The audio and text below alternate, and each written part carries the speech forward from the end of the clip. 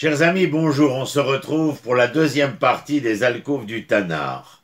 Nous sommes dans Parashat Lech Lecha. Voilà, on essaie toujours de trouver des propos qui nous intéresseraient au plus haut point. Écoutez bien, Mark Twain l'a dit très péniblement, quand j'étais un garçon de 14 ans, mon père était si ignorant que je ne pouvais plus supporter le vieil homme. Mais quand j'ai eu 20 ans, je me suis étonné de tout ce que le vieil homme avait appris en 7 ans. Que Freud ait eu raison ou tort à propos du complexe d'Oedipe, il y a sûrement autant de vérité sur le fait que le pouvoir et la douleur de l'adolescence consistent en ce que nous cherchons à nous définir comme différents, individualisés, quelqu'un d'autre que nos parents. Quand nous étions jeunes, ils étaient nos parents, la présence de maintien dans nos vies, notre sécurité, notre stabilité, notre source terrestre dans ce monde.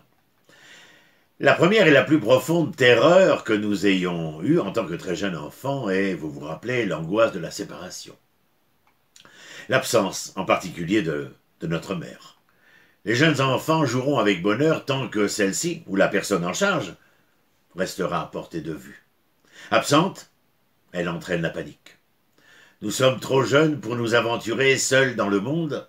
C'est précisément la présence stable et prévisible des parents dans nos premières années qui nous donne un sentiment fondamental de confiance dans la vie. Mais que faire vient ensuite ce moment où nous approchons de l'âge adolescent, où nous devons apprendre à faire notre propre chemin dans le monde. Ce sont les années de recherche et dans certains cas de rébellion. Ces années sont ce qui rend le temps si complexe. Le mot hébreu pour jeunesse, la racine, nahar, a ses connotations d'éveil et de tremblement. Nous commençons à nous définir nous-mêmes en nous référant à nos amis, notre groupe de pères, plutôt qu'à notre famille. Il y a souvent des tensions entre les générations. Dans un style freudien, on explique que de célèbres poètes se firent une place en interprétant ou en réinterprétant délibérément leurs prédécesseurs. Autrement, si vous étiez vraiment impressionné par les grands poètes qui vous ont précédés, vous seriez contrarié par le sentiment que tout ce qui pouvait être dit a déjà été dit, et mieux que vous ne pourriez le faire. Créer l'espace dont nous avons besoin pour être nous-mêmes implique souvent une relation contradictoire avec ceux qui nous ont précédés, y compris nos parents.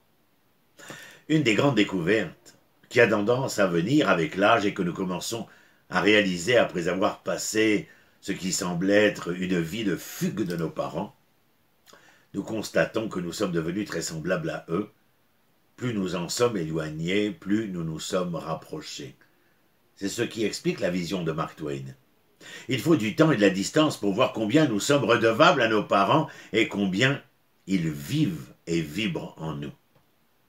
La manière dont la Bible le présente, le sujet, par rapport à Avram, ou plutôt Avram, comme il s'appelait alors, est remarquable par sa subtilité. Lech Lecha, cette paracha, est en effet l'histoire hébraïque, commence par ces mots. Dieu dit à Avram, quitte ton pays, ta ville natale et la maison de ton père vers le pays que je t'indiquerai. C'est le début le plus audacieux de tout récit d'une vie dans la Bible. Cela semble venir de nulle part. La Torah ne nous donne aucun portrait de l'enfance d'Abraham, de sa jeunesse, de sa relation avec les autres membres de sa famille, de la façon dont il a épousé Sarah, ou des qualités de caractère qui ont fait de Dieu l'une et unique célèbre figure à ses yeux. Et comment devient-il l'initiateur de ce qui s'est finalement révélé être la plus grande révolution de l'histoire religieuse de l'humanité, ce qu'on appelle encore aujourd'hui le monothéisme abrahamique? C'est ce silence biblique qui a conduit la tradition midrashique. L'exégèse biblique, nous avons presque tous appris enfant qu'Abraham avait brisé les idoles dans la maison de son père. C'est Abraham le révolutionnaire, l'iconoclaste, l'homme des débuts qui a renversé tout ce que son père défendait. C'est, si vous voulez, l'Abraham de Freud.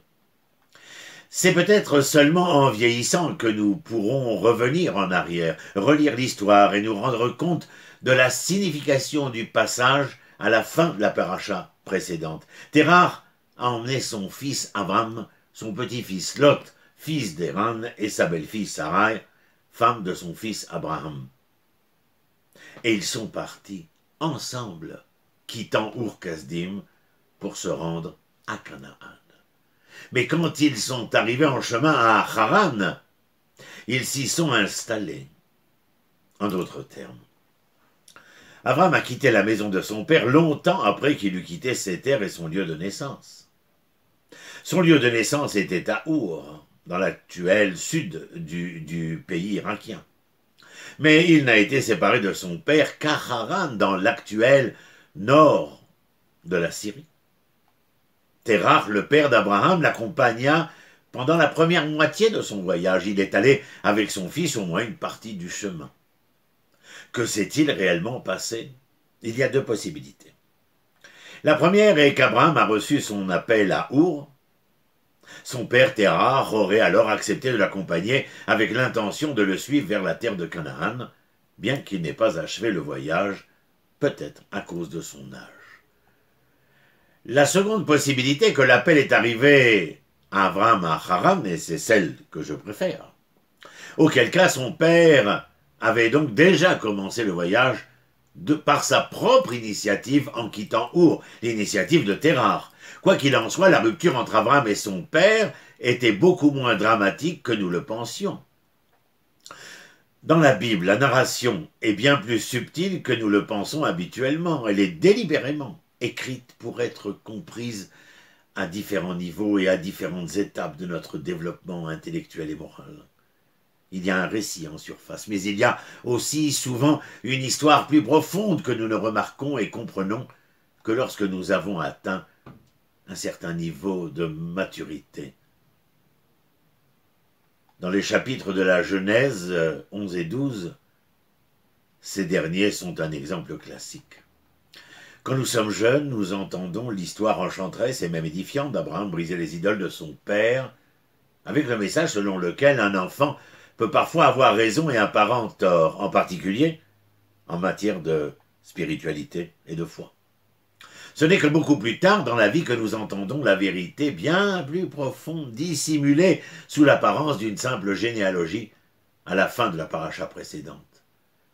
Qu'Abraham était en train de terminer un voyage commencé par son père. Il y a une ligne dans le livre de Josué au chapitre 24, verset 2. Nous la lisons dans le cadre de la Haggadah le soir du Seder qui dit « Autrefois vos ancêtres vivaient au-delà de l'Euphrate, y compris Terah, père d'Abraham et de Nahor. Ils adoraient d'autres dieux. » Il y avait donc une idolâtrie dans la famille d'Abraham. Mais le chapitre 11 de Bereshit dit que c'est Terah qui a pris Abraham et non pas Abraham qui a pris Terah depuis Ur-Kasdim, pour se rendre au pays de Canaan. Il n'y a pas eu de rupture immédiate et radicale entre père et fils. En effet, il est difficile d'imaginer ce qui aurait pu être autrement. Abraham, le nom original d'Abraham, signifie père puissant. Abraham lui-même a été choisi pour qu'il enseigne à ses enfants et à son foyer après lui à garder la voie de l'Éternel, comme le dit le chapitre 18, verset 19. C'est-à-dire qu'il a été choisi pour être un parent modèle. Je vous pose la question, comment un enfant qui a rejeté la voie de son père peut-il devenir père d'enfant qui ne refuserait pas la sienne à son tour? Il est plus logique de dire que Terah avait déjà des doutes sur l'idolâtrie et que c'était lui qui avait inspiré Abraham dès le début, spirituellement et physiquement. Abraham poursuivit le voyage, commencé par son père, aidant ainsi Yitzhak et Yaakov, son fils et son petit-fils, à devenir leur propre manière de servir Dieu. Le même Dieu, mais rencontré de différentes manières. Ce qui nous ramène à Mark Twain.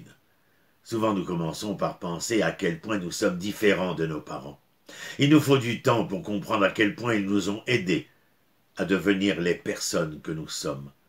Même quand nous pensions que nous fuyions, nous poursuivons en fait leur voyage. Une grande partie de ce que nous sommes est à cause, ou plutôt grâce, à ce qu'ils furent. Je vous souhaite un Shabbat Shalom, le mieux et le meilleur depuis ces merveilleuses plaines de Mamré, tout proche de Hebron. Shalom, shalom.